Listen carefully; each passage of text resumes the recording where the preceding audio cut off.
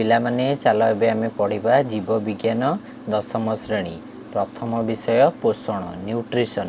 शरीर में समन्वित भाव होउथिबा असंख्य जैव रासायनिक प्रक्रिया जोगु जीवनर धारा अब्याहत रही है। यही सबू प्रक्रिया पे शक्ति आवश्यक होता है। आम शरीर में विभिन्न प्रकार जैव रासायनिक प्रक्रिया होची आमर कौन दरकार ना शक्ति दरकार होता है। ता छड़ा कोष टिश्यू तथा अंग प्रत्यंगर गठन अर्थात शरीर गठन पाई एवं शरीर वृद्धि और मरामती बा क्षय पूरण निमंते विभिन्न उपादान दरकार। जीवर खाद्य ए समस्त चाहिदा पूरण करथाए। शक्ति आहरण और उपादान संग्रह पोषण बा न्यूट्रिशन जरिया होते। आम शरीर कौन होते ना शक्ति आहरण और उपादान संग्रह क्या जरिया होते ना पोषण जरिया होते। सबुज उद्भिद आलोक श्लेषण प्रक्रिया निज खाद्य निजे प्रस्तुत करिथाए। परिवेशरू आवश्यक पोषक मध्य ग्रहण करिथाए। ताले प्रश्न लेख सबुज उद्भिद डैश प्रक्रिया रे निज खाद्य निजे प्रस्तुत करथाए। तापर देख किंतु प्राणी और अन्य सबु जीव खाद्य पाई उद्भिद उपरे प्रत्यक्ष बा परोक्ष उपर निर्भरशील होइतांती। प्राणी माने कौन करती और अन्य जीव माने खाद्य पाई उद्भिद उपरे निर्भर करथांती। से माने उद्भिद द्वारा प्रस्तुत गच्छित पदार्थ को बा अन्य प्राणी मानक खाद्य रूपे ग्रहण करिथांती। खाद्य साधारणतः जटिल अवस्था थाए। प्रश्न लेख खाद्य साधारणतः डैश अवस्था थाए। तापर देख जीव शरीर मध्य यह सरल उपादान रे परिणत होई सबु अंग प्रत्यंग रे उपलब्ध होता है। ताले कौन जो खाद्यटा जटिल अवस्था थाए से सरल उपादान रे परिणत होई सबु अंग प्रत्यंग को जाइए। सेठारे सरल खाद्यर दहन बा जारण घटी से शक्तिमोचित होता है। से जो सरल खाद्य गुड़ा सबू जीव तापर कौन हम ना तार दहन आ जारण माने ऑक्सीडेशन घटिव तादेर शक्ति बाहर।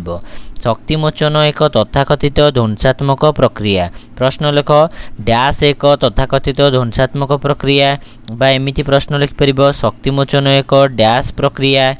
तापर देख यह अपचयर उदाहरण। ताले लेख प्रश्न शक्तिमोचन डैश एक उदाहरण। तापर देख सेही परी खाद्यरू शरीर गठन आदि पाई आवश्यक उपादान सृष्टि हेबा गोटे गठनमूलक प्रक्रिया। या कौन कहे ना चय बा आनाबोलिज्म बोली कहुए। तो प्रश्न लेख चय क्या कहुए। तापर देख चय और अपचयर समाहार हेउची चयापचय। तो प्रश्न लेख चय और अपचयर समाहार हेउची डैश ताको कौन कहती ना चयापचय बोली कहुए। यह जीव शरीर सबुबले चली थाए। सुतरां जीव को सक्रिय और जीवंत रखिबारे यार महत्वपूर्ण भूमिका रही। जीव को सक्रिय और जीवंत रखिबारे कहार भूमिका रही ना चयापचयर भूमिका रही। एथिरू स्पष्ट हुए जे बंची रहा जीवर खाद्य दरकार होते। आमे जो एते सब पढ़िले तादेर कौन जानले मेन जिनस कौन जानले ना जीवर खाद्य आवश्यक होते। कौन पाई ना बंची रहा जीवर खाद्य आवश्यक होते। तापर पढ़िबा खाद्यर प्रकारभेद रासायनिक गठन कार्य और शक्ति प्रदानकारी क्षमता उपर निर्भर करी आमे खाउतिबा खाद्य को मुख्यतः 6 प्रकार रे विभक्त करा जायछि। प्रश्न लेख रासायनिक गठन कार्य शक्ति प्रदानकारी क्षमता पर निर्भर करी आमे खाउतिबा खाद्य को मुख्यतः डैश प्रकार रे विभक्त करा जायछि। तापर देख जो 6 प्रकार रे विभक्त करा जायछि तार ना कौन श्वेतसार स्नेहसार पुष्टिसार धातुसार तापर विटामिन जल 6 भाग रे विभक्त हो गला। श्वेतसार जातीय खाद्य कौन श्वेतसार को इंग्राजी रे कौन कहती ना कार्बोहाइड्रेट। शर्करा और मंडद आमे खाउतिबा खाद्यर प्रधान श्वेतसार। प्रश्न लेख डैश और डैश आमे खाउतिबा खाद्यर प्रधान श्वेतसार। तापर देख आलू और भात रुटी रे प्रचुर परिमाण रे मंडद थाए। ताले प्रश्न लेख आलू भात रुटी रे प्रचुर परिमाण रे डैश थाए। चीनी गुड़ आदि रे सुक्रोज थाए। फलरस पनीपरिबार ग्लूकोज जातीय श्वेतसार अधिक परिमाण रे थाए। ताले प्रश्न लेख चीनी गुड़ आदि रे डैश रो परिमाण अधिक थाए। तापर प्रश्न लेख फलरस पनीपरिबार डैश जातीय श्वेतसार अधिक परिमाण रे थाए। तापर देख श्वेतसार आमे सहजरे शक्ति आहरण करथाउ। କେଉଁ ଜାତୀୟ ଖାଦ୍ୟରୁ ଆମେ ଶକ୍ତି ପାଇଥାଉ ନା ଶ୍ଵେତସାର ଜାତୀୟ ଖାଦ୍ୟରୁ ଆମେ ଶକ୍ତି ପାଉ। ଆମର ସେ କାମ କରିବାକୁ ଶକ୍ତି ଯୋଗାଇଥାଏ। କେଉଁ ଜାତୀୟ ଖାଦ୍ୟ ନା ଶ୍ଵେତସାର ଜାତୀୟ ଖାଦ୍ୟ ଆମକୁ ଶକ୍ତି ଯୋଗାଇଥାଏ। ଗ୍ଲୁକୋଜ C6H12O6ରେ ରହିଛି କାର୍ବନ, ଉଦ୍ଜାନ ଏବଂ ଅମ୍ଳଜାନ। ଗ୍ଲୁକୋଜର ସଂକେତ ଡ୍ୟାସ୍। ପ୍ରଶ୍ନ ଲେଖ ଗ୍ଲୁକୋଜର ସଂକେତ ଡ୍ୟାସ୍ C6H12O6। ଗ୍ଲୁକୋଜ କାହାକୁ ନେଇ ଗଠିତ ନା କାର୍ବନ। C4 କ'ଣ କାର୍ବନ। ଉଦ୍ଜାନ ଯେଉଁ ଲେଖା ହେଇଛି ସେଇଟା ହାଇଡ୍ରୋଜେନ୍। ତ H4 କ'ଣ ହାଇଡ୍ରୋଜେନ୍ ମାନେ ଉଦ୍ଜାନ। O ହେଲା କାହା ପାଇଁ ନା ଅକ୍ସିଜେନ୍। ତ ଅକ୍ସିଜେନ୍ କାହା ପାଇଁ ନା ଅମ୍ଳଜାନ ପାଇଁ ଲେଖା ହେଇଛି ଅକ୍ସିଜେନ୍। କୋଷୀୟ ଶୋଷଣ ବେଳେ ଗ୍ଲୁକୋଜର ଜାରଣ ଫଳରେ ଅଙ୍ଗାରକାମ୍ଳ ଓ ଜଳ ସୃଷ୍ଟି ହେବା ସହ ଶକ୍ତି ନିର୍ଗତ ହୋଇଥାଏ। 1 ଗ୍ରାମ ଶ୍ଵେତସାରରୁ ପ୍ରାୟ 16 କିଲୋଜୁଲ ଶକ୍ତି ନିର୍ଗତ ହୋଇଥାଏ। ପ୍ରଶ୍ନ ଲେଖ 1 ଗ୍ରାମ ଶ୍ଵେତସାରରୁ ପ୍ରାୟ ଡ୍ୟାସ୍ କିଲୋଜୁଲ ଶକ୍ତି ନିର୍ଗତ ହୋଇଥାଏ।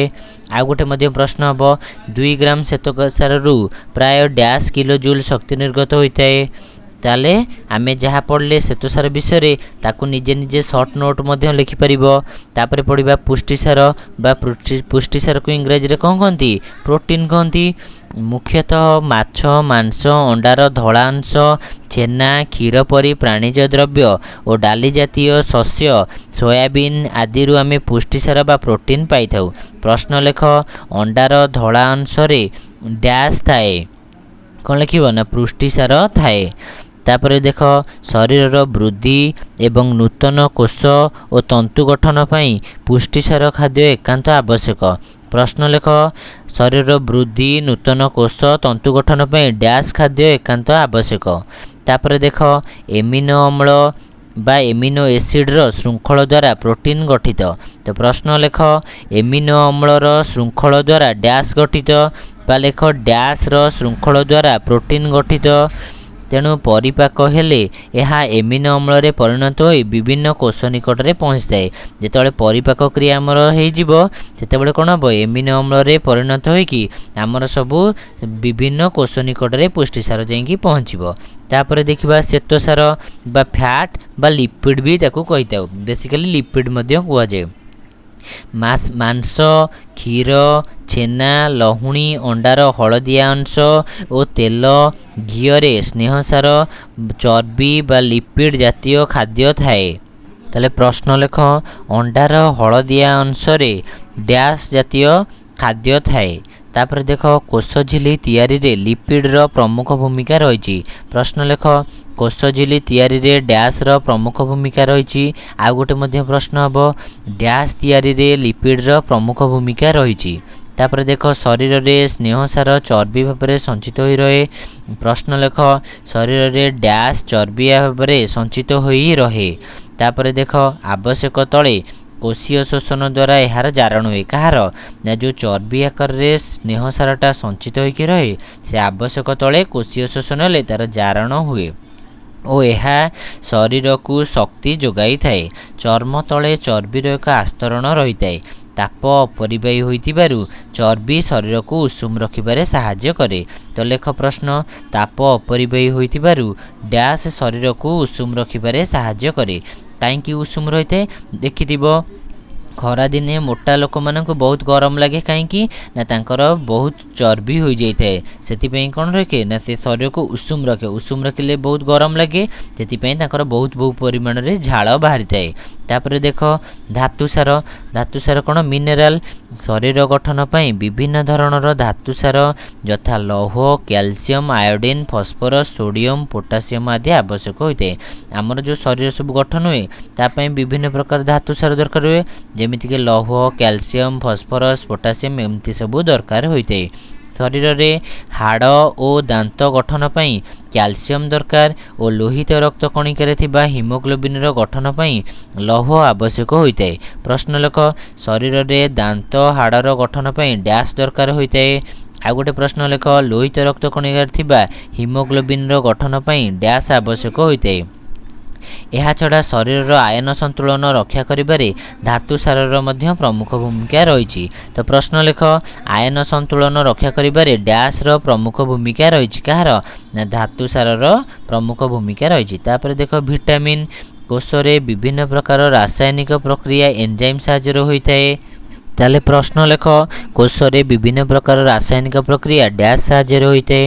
ତାପରେ ଦେଖ, ଭିଟାମିନ୍ର ଉପସ୍ଥିତିରେ ସେ ସମସ୍ତ ପ୍ରକ୍ରିୟା ସୁଚାରୁ ରୂପେ ସମ୍ପନ୍ନ ହୋଇଥାଏ। ଭିଟାମିନ୍ ଯେତେବେଳେ ରହିଲା ମାନେ ଭିଟାମିନ୍ ପ୍ରେଜେଣ୍ଟ ରହିଲା, ତାପରେ କ'ଣ ହୋଇଥାଏ, ଆମର ଯେଉଁ କୋଷରେ ବିଭିନ୍ନ ରାସାୟନିକ ପ୍ରକ୍ରିୟାଟା ଭଲ ଭାବରେ ଯାଇଥାଏ, ମାନେ ସୁଚାରୁ ରୂପେ ମାନେ ଭଲ ଭାବରେ ସେ କାମଟା ହେଇଯାଇଥାଏ। ଭିଟାମିନ୍ ଅଭାବରୁ ଶରୀରରେ ବିଭିନ୍ନ ପ୍ରକାର ରୋଗ ହୋଇଥାଏ। ପ୍ରଶ୍ନ ଲେଖିବ, ଡ୍ୟାସ୍ ଅଭାବରୁ ଶରୀରରେ ବିଭିନ୍ନ ପ୍ରକାର ରୋଗ ହୋଇଥାଏ। କାହା ଅଭାବରୁ? ନା ଭିଟାମିନ୍ ଅଭାବରୁ ଶରୀରରେ ବିଭିନ୍ନ ପ୍ରକାର ରୋଗ ହୋଇଥାଏ। ଜଳରେ ଦ୍ରବଣୀୟ ଭିଟାମିନ୍ ଶାଗ, ପନିପରିବା, ଫଳ ଆଦିରୁ ମିଳିଥାଏ। ଚର୍ବି ବା ତେଲରେ ଦ୍ରବଣୀୟ ଭିଟାମିନ୍ ପ୍ରାଣୀଜ ଚର୍ବି ବା ଉଦ୍ଭିଦଜାତ ତେଲରୁ ମିଳିଥାଏ। ତାପରେ ଦେଖିବା ଜଳ, କୋଷରେ ଥିବା କୋଷରସ ବା କୋଷଜୀବକର ପ୍ରାୟ 70ରୁ 90 ଭାଗ ଜଳ ଥାଏ। ତ ପ୍ରଶ୍ନ ଲେଖ, କୋଷରେ ଥିବା କୋଷରସ ବା କୋଷଜୀବକର ପ୍ରାୟ ଡ୍ୟାସ୍ ଭାଗ ଜଳ ଥାଏ। କେତେ ଭାଗ? ନା 70ରୁ 90 ଭାଗ ଜଳ ଥାଏ। ମାନେ ଆମମାନଙ୍କ ଶରୀରରେ, ପ୍ରାଣୀମାନଙ୍କ ଶରୀରରେ 70ରୁ 90 ଭାଗ ଜଳ ଥାଏ।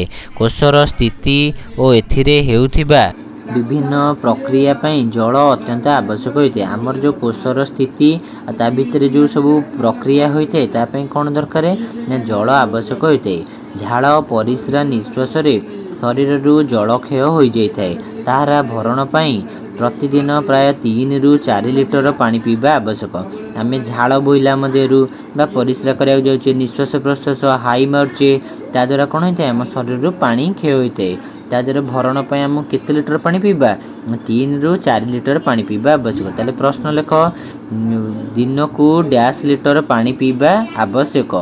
ଶରୀରରେ ଜଳୀୟ ଅଂଶ କମିଗଲେ ଶରୀର ଅବଶ ହୋଇଯାଏ ଓ ବିଭିନ୍ନ ଅସୁସ୍ଥତା ପ୍ରକାଶ ପାଏ।